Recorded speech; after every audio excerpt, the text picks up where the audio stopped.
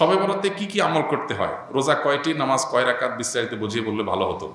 এখনো পর্যন্ত এই মাসালা জানে না এমন মানুষ আছে কিনা দেশে খুব বেশি আমার জানা নাই। দীর্ঘদিন থেকে ওলামা ইকরাম অ্যাওয়ারনেস করছেন, সতর্ক করছেন। দেখুন, লাইলাতুন নিসফে মিন শাবান, মধ্য শাবানের রাত, এর ফজিলত সাব্যস্ত আছে। আল্লাহ তাআলা এ রাতে মুশরিক হিংসুক ছাড়া বাকি মানুষদেরকে মাফ করে দেন। এবং এ রাতের ফজিলত সংশ্লিষ্ট আরো অনেকগুলো হাদিস আছে যেগুলো জয়ীফ সূত্রে বর্ণিত, কিন্তু এই একটা হাদিস গ্রহণযোগ্য সূত্রে বর্ণিত হওয়ার কারণে অন্য যেগুলো আছে সবগুলোর একসাথ করলে মোটা দাগে লাইলাতুন নিসফে শাবান বা মধ্য শাবানের রাত, এটার নাম আমরা শবে বরাত দেই। আসল নামটা, হাদিস দেওয়ার নাম কোনটা? লাইলাতুন নিসফে শাবান, মধ্য শাবানের রাত। শবে বরাত এটা আসল নাম না। তো এই মধ্য শাবানের রাতের ফজিলত সাব্যস্ত হয়, কিন্তু এইটাকে আমরা যেইভাবে যারা পালন করি তারা যেভাবে ঘটা করে করি, যেমন সারা রাত জেগে ইবাদত করা আল্লাহর ক্ষমা লাভের জন্য বা মাগফিরাত লাভের জন্য, যাতে মাগফিরাত হয়, গুনাহে ক্ষমা হয়, সেটা আপনি চেষ্টা করছেন। এটা আপনার ব্যক্তিগত অ্যাপ্রোচ থেকে আপনি করলেন। এই দিনের রোজা আপনি আইয়াম বীজের রোজার অংশ হিসেবে রাখলেন, শাবান মাসে বিশেষ রোজা রাখতেন রাসূলুল্লাহ সাল্লাল্লাহু আলাইহি ওয়াসাল্লাম, সেই হিসেবে রাখলেন, খুবই প্রশংসনীয়। কিন্তু আলাদা করে শবে বরাতকে কেন্দ্র করে এই দিনের রোজা রাখার বিশেষ কোনো নির্দেশনা বিশুদ্ধ হাদিস দ্বারা সাব্যস্ত নয়। এর বাইরে এই রাতকে শবে বরাত ভাগ্যের রাত মনে করা। বরাত মানে ভাগ্য, আর বরাতের আরেকটা অর্থ হলো মুক্তি।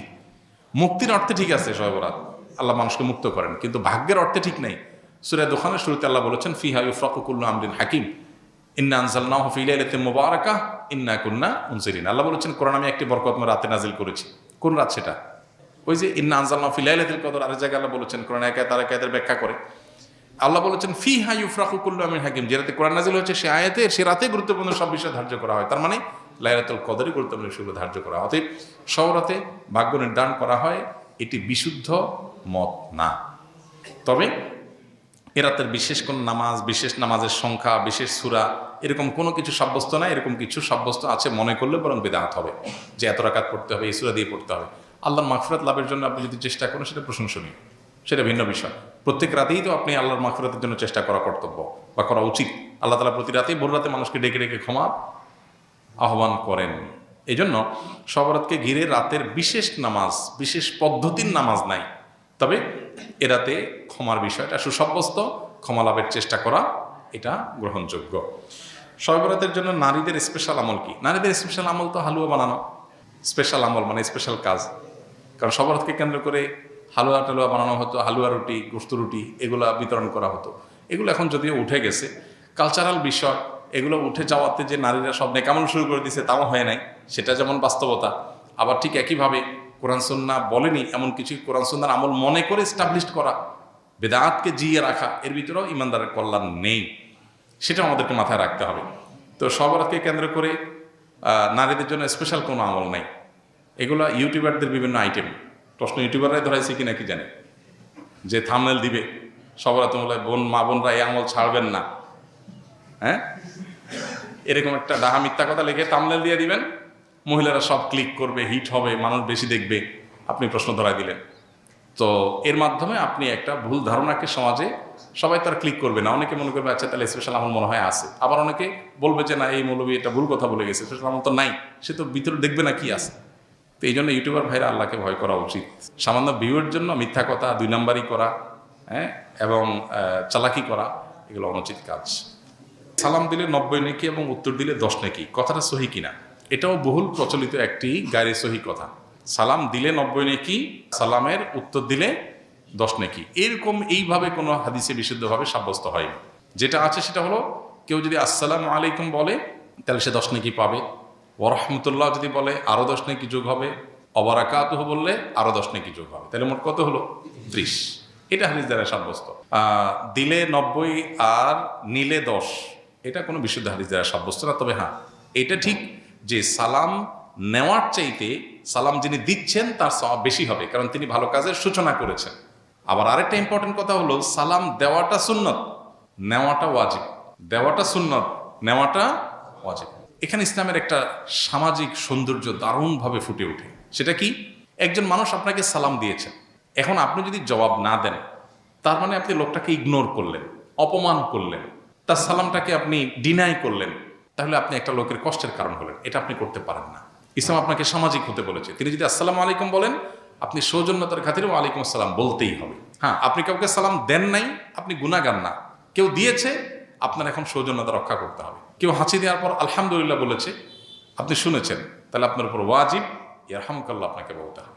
এটা মিন হাক্কিল মুসলিম এবং ইমানের ৭৭ শাখার একটা, যে হাসি দিয়েছে আলহামদুলিল্লাহ বলেছে, আপনি শুনেছেন, তাহলে জবাব দিবেন। কেন? কারণ লোকটা হাসি দিয়ে যখন আলহামদুলিল্লাহ বলল এবং আপনি শুনতে পেয়েছেন, তাহলে সেক্ষেত্রে আপনি রিপ্লাই করার অপশন যেহেতু আছে, রিপ্লাই যদি না করেন, ব্যাপারটা হলো আপনি অসৌজন্যতামূলক আচরণ করলেন, তাকে আপনি ইগনোর করলেন, অপমানিত করলেন। এটা করতে পারেন না। এই জন্য কারোর সাথে দেখা হলে হাসিমুখে কথা বলতে বলা হয়েছে। হাসিমুখে কথা না বলে মানে আপনি তার দ্বারা বিরক্ত হতে পারেন। হাসিমুখে কথা বললে পজিটিভ অ্যাপ্রোচে কথা বললেন। ইসলামের যে সামাজিক সৌন্দর্য আছে, এখনকার পৃথিবীর মানুষ ভদ্র হয়েছে কয়দিন আগে, কয় বছর আগে। ইসলাম 1450 বছর আগে এগুলো শিখেছে আমাদেরকে। এখন বলে মে আই কামিং স্যার, আমি আসতে পারি? আল্লাহ কোরআনে 1400-1450 বছর আগে শিখেছেন এই জিনিসটা, যে তোমরা কারোর বাসায় কারোর কক্ষে প্রবেশ করার আগে অনুমতি নাও, অনুমতি দিলে ঢোকো, আর না হলে ফেরত যাও। ইসলামের চাইতে আধুনিক ইসলামের চাইতে বেশি সৌজন্যতা বোধ আর কোথাও কোনো সমাজে কোনো কিছুতেই নাই। অতএব যে ইসলাম পালন করবে তার ভিতরে তার সবাই আছে, আর যার ইসলাম নাই তার হয়তো কিছু থাকতে পারে, আরেকটা নেই, তার দুনিয়া আছে আখিরাত নেই। আর আমরা তো আল্লাহর কাছে দোয়া করব, রব্বানা আতিনা ফিদ দুনিয়া হাসানা ওয়া ফিল আখিরাতি হাসানা। আমির মুআবিয়া রাদিয়াল্লাহু তাআলা সম্পর্কে মতামত, ভালো নাকি খারাপ, হাজ্জাজ বিন ইউসুফ সম্পর্কে মন্তব্য, মিলাদ কিয়াম সম্পর্কে মতামত, কেমন টুপি পরা সুন্নাত রসুল কেমন টুপি পড়তেন, অনেকগুলো প্রশ্ন, এক একটা 1 ঘন্টার লেকচার। সংক্ষেপে এতটুকু বলি, মুআবিয়া রাদিয়াল্লাহু তাআলা আনহু নবী করিম সাল্লাল্লাহু আলাইহি সাল্লামের খুব নিকট আত্মীয় ছিলেন, ঘরের মানুষ ছিলেন। কাতেবে ওয়াহি, নবী সাল্লাল্লাহু আলাইহি সাল্লামের প্রতি যখন ওহী আসতো তিনি ওহী লিখতেন। নবী সাল্লাল্লাহু আলাইহি সাল্লাম তাকে এতটা বিশ্বাস করতেন যে জিবরিলের বলা ওহী তাকে দিয়ে লেখাতেন, যে কয়দিনকে লেখাতেন তার মধ্যে একজন তিনি ছিলেন। বিশ্বস্ত কোন লেভেলের ছিলেন। এবং রাসূল আকরাম সাল্লাল্লাহু আলাইহি সাল্লামের অত্যন্ত সুনামধন্য সাহাবীদের একজন ছিলেন। মুআবিয়া রাদিয়াল্লাহু তাআলা আনহুর যদি কোনো ভুল হয়ে থাকে, ইস্তিহাদগত বুঝের কোনো ভুল থাকে, তো সেটার সমালোচনা করার কোনো অধিকার পৃথিবীর কোনো মুসলমানকে দেওয়া হয়নি। নবী সাল্লাল্লাহু আলাইহি ওয়াসাল্লামের কোনো সাহাবীর সমালোচনা, গালমন্দ করার, নিন্দমন্দ করার অধিকার কারণে হাদিসে পরিষ্কারভাবে নিষেধ করেছেন নবী সাল্লাল্লাহু আলাইহি ওয়াসাল্লাম, লা তাসুব্বু আসহাবি, আমার সাহাবীদের গালমন্দ বা সমালোচনা তোমরা করো না। ওনার ছেলে ইয়াজিদের যদি কোনো ভুল হয়ে থাকে, তো ছেলের ভুলের কারণে বাপ আল্লাহর কাছে দায়ী হয় না।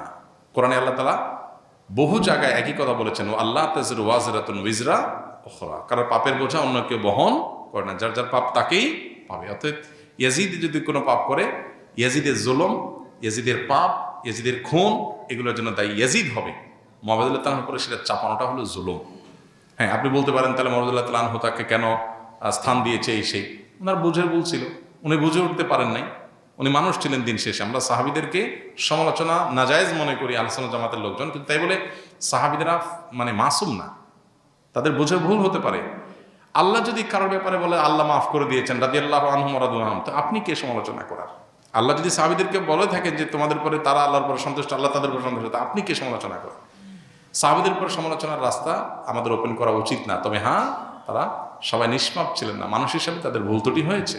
সাহাবীদের মধ্যে কেউ জিনা করেছেন, আল্লাহ শাস্তি দিয়েছেন বা দণ্ড বাস্তবায়ন হয়েছে, কিন্তু এমন তওবা কবুল হয়েছে যে পুরো মদিনাবাসীর তওবা দিলেও, তার তওবা সকার অপরাধ দিলেও তার ওই তওবাতে রিকভার হয়ে যেত।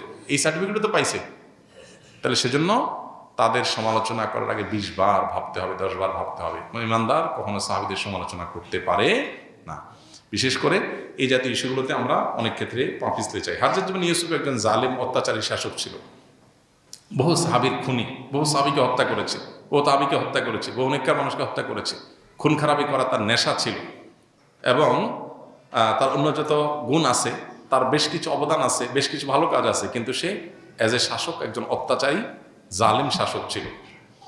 যেহেতু হাজ্জাজ বিন ইউসুফ কোনো সাহাবী না, অতএব তার মানে সাহাবীরা কেউ জালিম ছিলেন না, নাউজুবিল্লাহ। সাহাবীরা কেউ এই লেভেলের গুনাহ করেন নাই।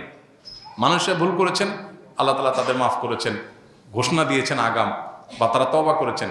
বদর যুদ্ধে অংশগ্রহণকারী সাহাবীদের সম্পর্কে নবী করিম সাল্লাল্লাহু আলাইহি ওয়াসাল্লাম বলেছেন, আল্লাহ বলেছেন, নবী সাল্লাল্লাহু আলাইহি ওয়াসাল্লাম বলেছেন, আমালু মা শি'তুম ক্বাদ গাফারাল্লাহু লাকুম। যারা বদর যুদ্ধে শরীক হয়েছেন 313 জন সাহাবী, নবীজি বলেছেন, সহিহ বুখারীর হাদিস, আমালু মা শি'তুম, তোমরা যা খুশি করতে পারো, ক্বাদ গাফারাল্লাহু, আল্লাহ তোমাদের অগ্রিম মাফ করে দিয়ে রাখছে।